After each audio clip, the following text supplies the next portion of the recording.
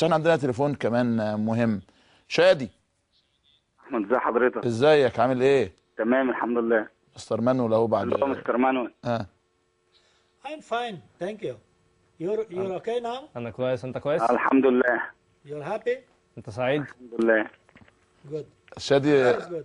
از جود. ها ده كويس. He's a good person. Sometimes he's a kid. هو شخص كويس، احيانا بيبقى طفل was a يعني. kid. احيانا بيبقى شخص صغير. After that, لكن بعد كده زي ما قلت it لك was a long time with a كان fantastic وقت relation. طويل جدا، كان في Because علاقة in Egypt, the ممتازة معاه. only guy like Shadi was me. لكن في مصر كان الوحيد اللي كان بيحب شادي، كان انا حتى زوجته يعني And او والدته او bad moment. لكن لحظة واحدة وحشة ما تفسدش العلاقة. 6 سنوات ونصف اشتغلناها مع بعض، انا نسيت كل حاجة والموضوع انتهى. طبعا.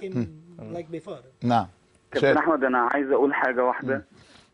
طبعا انا مش عايز اتكلم على اي حاجه في الماضي خالص. انا بتكلم، خليني اقول لك، لو مستر مانويل ليه فضل على كل لعيب داخل النادي الاهلي، المجموعه اللي كنا فيها اللعيبه كلها، ولكن لو ليه فضل على كل لعيب، ولكن الفضل لي انا اكتر شويه عن اي لعيب. خليني اعترف اللي كان فيه احيانا، طبعا زي ما هو قال، انا متابع الحوار من اوله. في ناس كتير كانت بتهاجمني رغم ان انا كل الماتشات لعبتها اساسي معاه، كل الماتشات من اول يوم موجود في النادي الاهلي لغايه اخر يوم، ولما مشي ورجع مرتين. مستر مانويل ليه فضل عليا كبير جدا وانا بعترف بيه. مش عايز اتكلم في حاجه فاتت. انا مكالمتي دي عشان الراجل ده صاحب فضل كبير عليا، وانا بعترف قدام الناس كلها. مفيش شك في لحظه غضب، ودي احيانا الايام كلها، حتى مع زوجتك في البيت مع اسرتك، بيجي يوم كده بيبقى فيه انفعالات مش معمول لها اي حساب. مستر مانويل في نقط كتير ممكن اللعيبه ما اتكلمتش فيها. وانا في الاتحاد وانا في الاسماعيلي، اللعيبه دي تشهد وسامعاني دلوقتي، بضرب بيه المثل في حاجات كتير علمها لنا.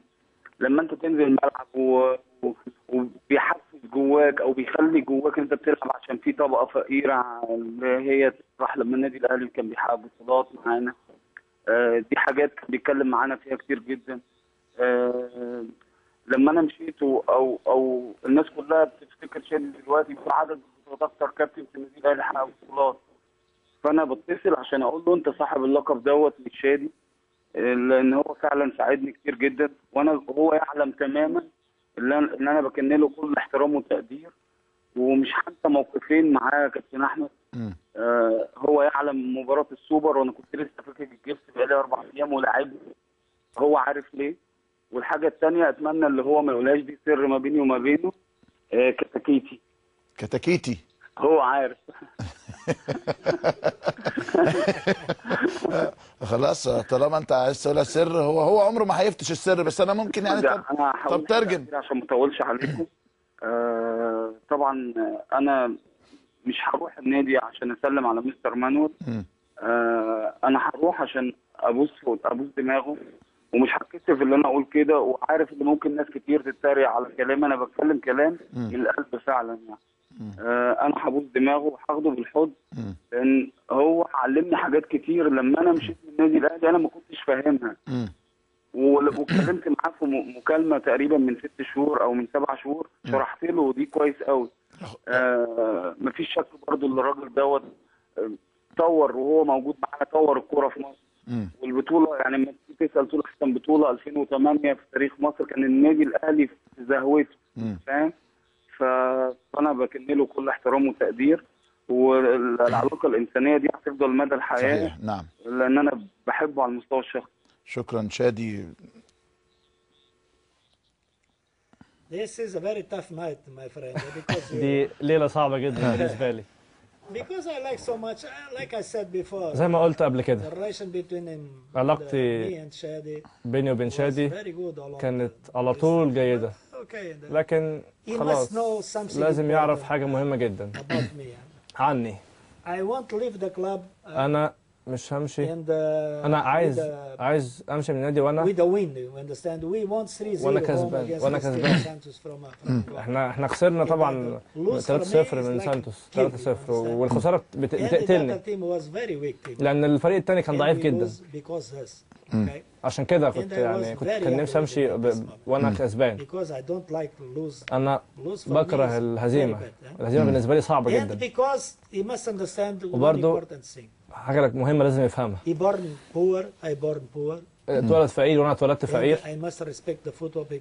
ولازم احترم الكوره لان الكوره هي اللي ادتني كل ده. بالنسبه له ربنا كان معاه، كان مسانده لانه كان فقير برضه وربنا اداه الموهبه انه يلعب الكوره، يلعب كره القدم، انه يبقى مشهور، انه يبقى غني.